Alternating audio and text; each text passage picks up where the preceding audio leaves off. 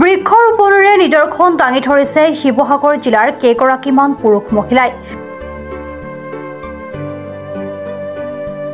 2014 চনৰ পৰাই বৃক্ষৰোপণৰ কাম আৰম্ভ কৰা এইসকল লোকে বৰ্তমান সময়লৈকে ৰোপণ কৰিছে 10,000ৰো অধিক গছ।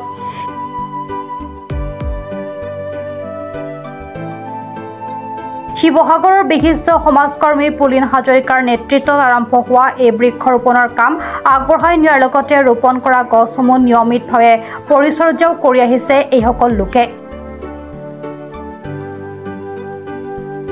আন বহু ব্যক্তি অনুষ্ঠানে বিভিন্ন উপলক্ষত গছপুলি ৰোপণ কৰে যদিও সঠিকভাৱে লালন পালন নকৰাৰ ফলত গছপুলিসমূহ মৰি যায় অথবা গৰু ছাগলীৰ খাদ্যত পৰিণত হয়।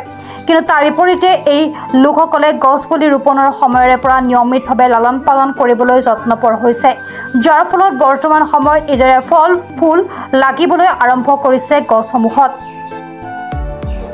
জিলাখনৰ বিভিন্ন প্ৰান্তত ৰোপণ কৰা গছসমূহৰ লগতে শিৱসাগৰৰ ঐতিহাসিক জয়সাগৰ পুখুৰীৰ পাৰতো আজি পুৱা এইসকল লোকে নামি পৰে গছসমূহৰ পৰিচৰ্যাত।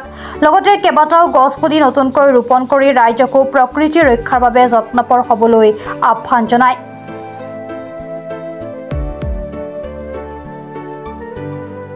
এই যে বৃক্ষৰোপণৰ কামটো কেতিয়াৰ পৰা আৰম্ভ কৰিছিলে, কি চিন্তা কৰি আৰম্ভ কৰিছিলে, আজি দেশত কিমান গছপুলি ৰোপণ কৰিলে আৰু আপোনালোকৰ লক্ষ্য উদ্দেশ্য কি হয় কৈ দিয়ক।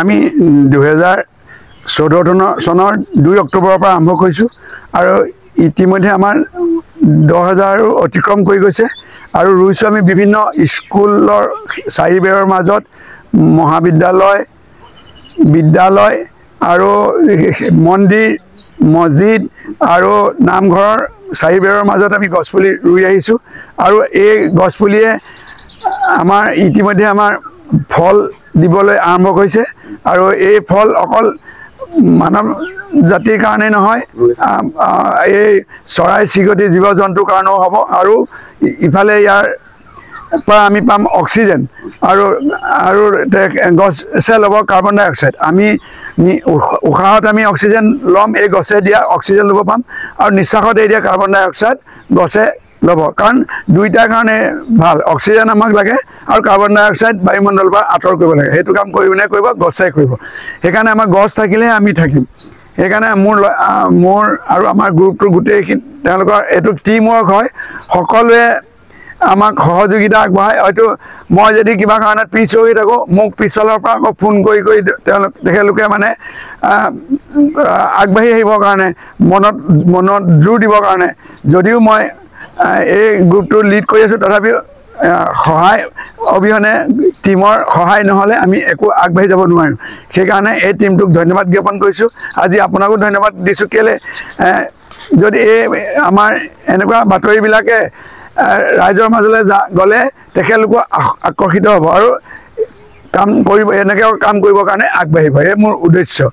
আপুনি কেনেকুৱা ধৰণৰ কি গছ ৰোপণ কৰিছে? মই ইতিমধ্যে বিভিন্ন গছ ৰুইছোঁ, লগত বেছি প্ৰাধান্য দিছোঁ ফলৰ গছ, যেনে মধুৰি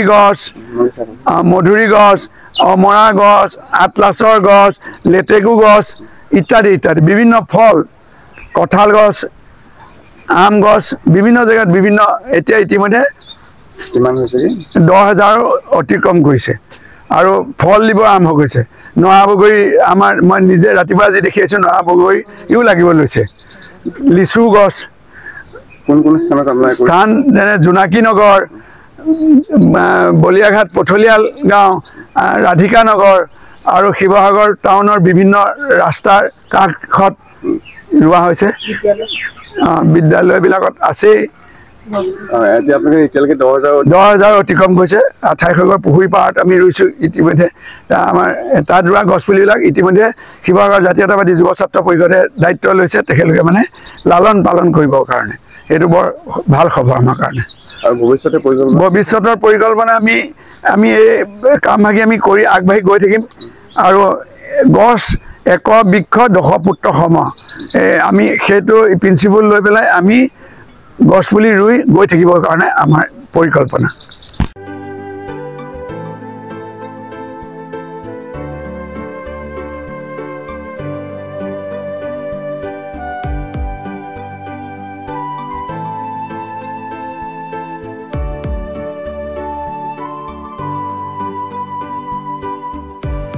শিৱসাগৰৰ পৰা মুছাবিৰ আলীৰ ৰিপৰ্ট, প্ৰাত টাইম ডিজিটেল।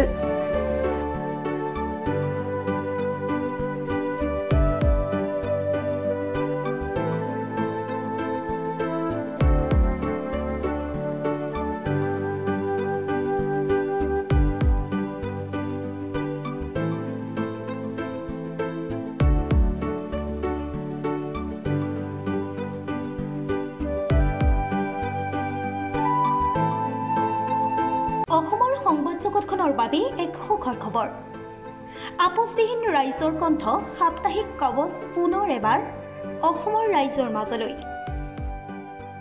স্বত্বাধিকাৰী প্ৰণীতা কলিতাৰ দ্বাৰা প্ৰকাশিত আৰু আপোচবিহীন একাংশ নপুৰণি অভিজ্ঞতাপুষ্ট সাংবাদিকৰ দ্বাৰা প্ৰচাৰিত তথা eco printing press Guwahati Katabari গড়চুকত মুদ্ৰিত সাপ্তাহিক কবচ এতিয়া অসমৰ বিভিন্ন প্ৰান্তত উপলব্ধ।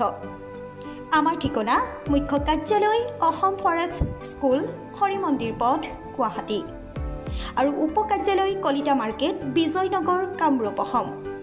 মোবাইল নম্বৰ হৈছে 9435114666 70024722813। আমাৰ ইমেইল আইডি হৈছে kobos2025@gmail.com।